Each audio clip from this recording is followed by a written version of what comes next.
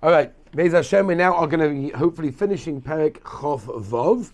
So we are holding in the sugya of Yatzvus, which is this some kind of sadness that a person has, which we explained yesterday can be used to generate tremendous simcha, only if it is used from time to time, and it is used and concentrated on the idea of how bad and empty an Aveira is, which leads a person to the Simcha Sachayim and Simcha of Dveikus to Hashem, which we will now try to get to a bit more of that.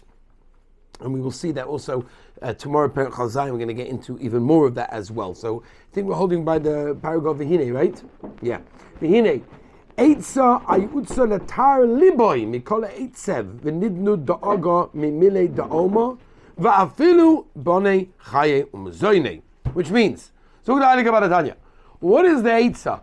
To matar a person's heart, to purify a person's lave from any sadness, any tinge of despondency that he may have, even from mile da'oma. Now we're not talking about Averis so much. Now we're talking about bonei chaye umzoynei, which are basically things that he needs. These are necessities. He needs to have food, he needs to have a roof over his head, he needs to have whatever it is, and for whatever is going on in his life, he's lacking those things, and because he's lacking those things, he has a certain sadness, negativity, depression on a very small level. How does he, what's the Eitzah? To matar liboy mikol Eitzah v'nidnu da'aga. Okay.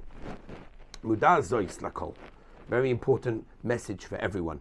Maimer Rabbi Seinu Zalzuk Daily about Tanya. We're going to learn a Gemara in Brachas, where the Gemara says, "Kishem shemavorich ala toiva." It's the Gemara that says, "Chayiv odom levorich ala ra, kishem shemavorich ala toiva." That means a person has an obligation, says the Gemara, it's a chayiv in the Gemara, to make a bracha on the ra, on the bad, whatever that means, just like he makes a bracha on the toiv. When a person has toiv, he sings mizmar, the soida, he's busy, it's kavaldik.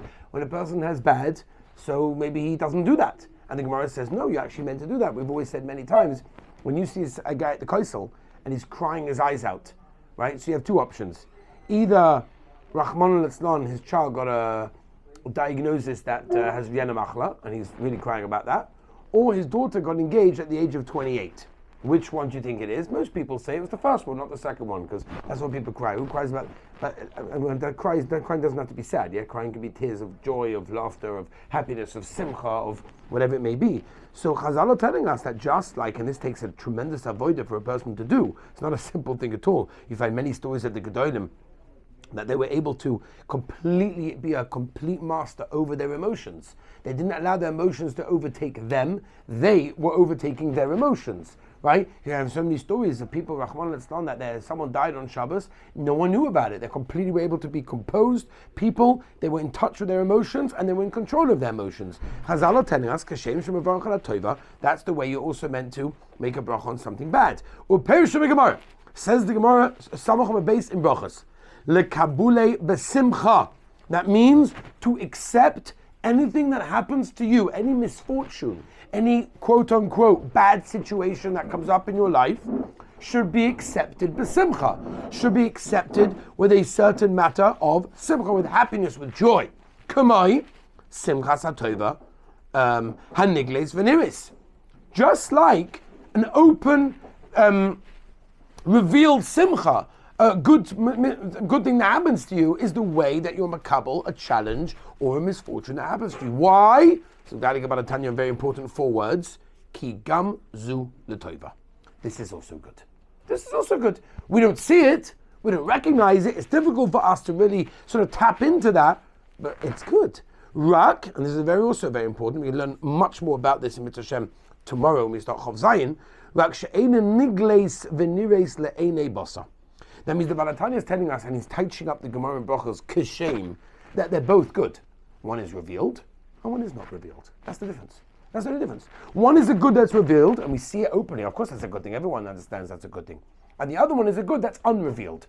It's hidden behind the layers. It's not completely revealed. We don't recognize it, but they're both good.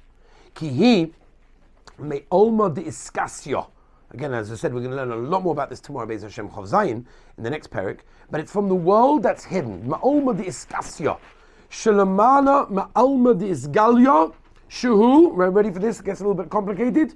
Vav hey, the two letters Vav Hey. We know Hashem's name is Yud K Vav K. So the two split up into two on each side. The Vav and the Hey are Mishem Havaya Baruch Hu. That's the Olam the Isgalia, the revealed world. Va'oma the Iskasya, the hidden, covered sort of world. Who Yud K. Okay. So now there's the lower world down here where things are pretty much revealed and pretty much open, are represented by the Hey and the Vav of Hashem's name. Whereas the upper things in the upper world, the covered part of the world, that's represented by the Yud and the K, the Yud and the Hey. So Hashem's name is split upon the upper world, two letters in the upper world, and two in the bottom world over here. This is the pshat in the pasuk in Tehillim Tzadi Daled Yud Beis. Ashrei hagever asher tiyasrenu ka. Now, what does that mean? That means is when a person understands that he has Yisurim, tiyasrenu, the ocean of Yisurim, when a person has difficulties, he has challenges, he has things that come up. Ashrei hagever, when a person recognizes that it comes from the Yud and the Hey, which is the hidden part of the Rabbeinu Shalom's name, which is the upper world, he recognizes that it comes from a covered place. It comes from what we call the Olma de Iskasya, the covered part of the world that's not revealed, and therefore we don't fully understand it. The moment you appreciate that and accept that, that's when you are Ashrei HaGever. That's when you're praised. That's how the Tanya teaches up the pasuk in Tehillim. Beautiful understanding. V'lachein, therefore.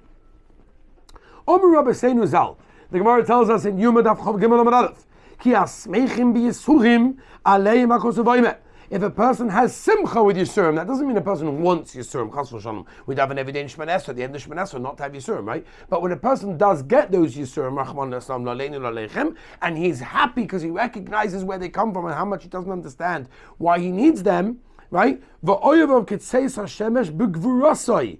What's the connection between a person happily accepting the challenges that come his way and the sun going out with its strength? So he explains, that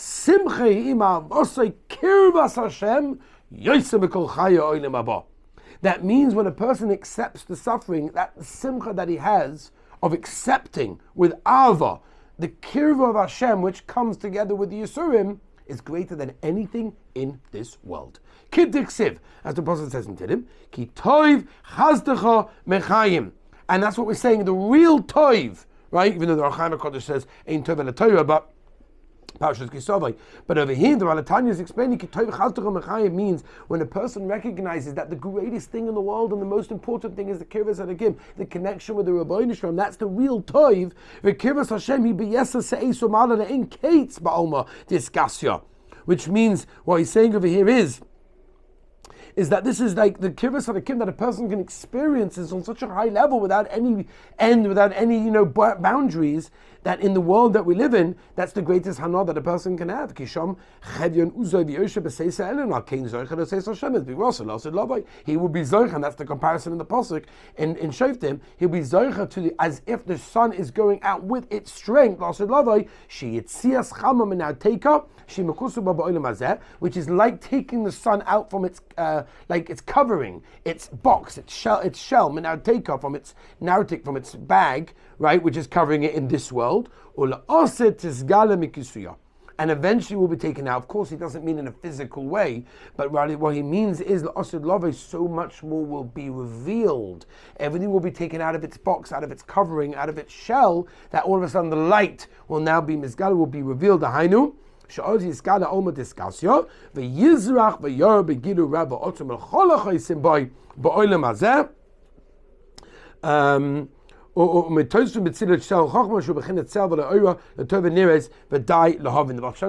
by the way, once told a Yid, he said, listen, if you accept with love, with real ava, everything that ever happens to you, you will have olam hazeh and olam haba. You'll have everything you need in the world. That's what the Baal Shem Tov told someone.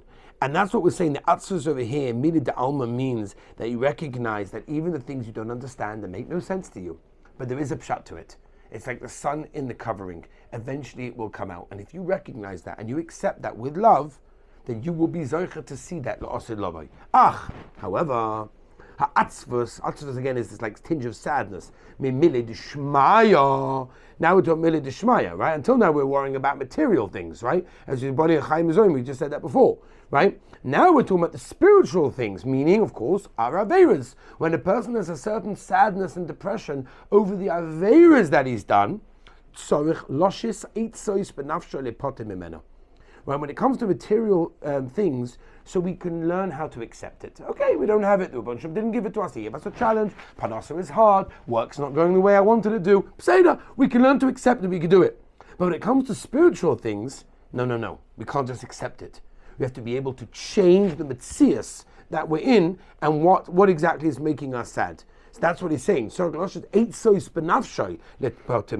have to actually you have to find eitzes to get rid of it, to pat yourself from it. We don't have to tell you. B'shas avoida of here means not work, but avoida is Hashem. Davening, learning, chesed, whatever it is. Shetzorech laver Hashem b'simcha v'tov levav. That's poshut. Avada b'shas avodas Hashem. A person has to be doing avodas Hashem b'simcha, fully in it with all his heart. Ella. Even if you're going to the warehouse, you're going to the office, you're going to work. And while you're in the middle of work, all of a sudden this idea comes to you that, oh my gosh, I can't believe I did that Avera, right? You start getting a bit sad, get a bit, that's the Yitzhara. Because once he gets you into that mode, he can get you to do many more Averas. Because, you did that Avera last night, so you know how it goes. And you're nothing anyway. You think, Baruch wants to hear from your mincha anyway. What's the big deal? You may as well continue to do more. You're only on the floor, you might as well continue, rolling around in the dirt anyway. That, he says, when it happens in the middle of work, there's no reason that should happen then. And therefore it must be from the Yitzhar. If not, why on earth would you have ideas of Yiras Hashem and all these things and Avas Hashem in the middle of your work? Must be it's the Yitzhar. Whether you get this tinge of sadness during learning or davening, or put this on your heart.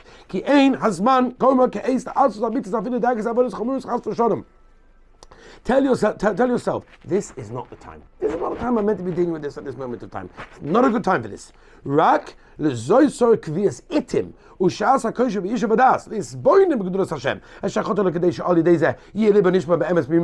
means you have to tell yourself there's a time for everything. Right now I'm in the middle of work, wrong time to do it, because it's going to cause me terrible things and there'll be a bad result. But you know what? There should be a time, says the Tanya, that you do make to be misponing, to think about the Averas, think about where you're holding with Yeshiva Das, in order to make sure that you do things in the right way and there'll be a positive outcome. Which later on he will explain. Now, let's just finish on the perek. Even if you do have original, specific times to think about these things, and your heart gets a little bit broken by thinking about it, you'll be able to remove. You have to be able to control your emotions and remove the sadness for Yam and Amunah Shlema. Don't worry, the Rebbeinu Shalom has so much rahmanis. He loves me so much. He cares about me, and he will be able to. Obviously, if I do the right, tshuva and vidoy and whatever it is, Kabbalah Labo, HaKadosh Baruch Hu will give me slicha mechila. When a person recognizes this and he sees that, you know what, HaKadosh Baruch Hu will help me and he will give me tshuva and he will clean the slate, he gives a person tremendous simcha that comes after all the sadness. So we've said over here that the sadness a person should have should be at specific times and should lead to positivity. Mitzvah Hashem tomorrow, Perek Chov Zayin.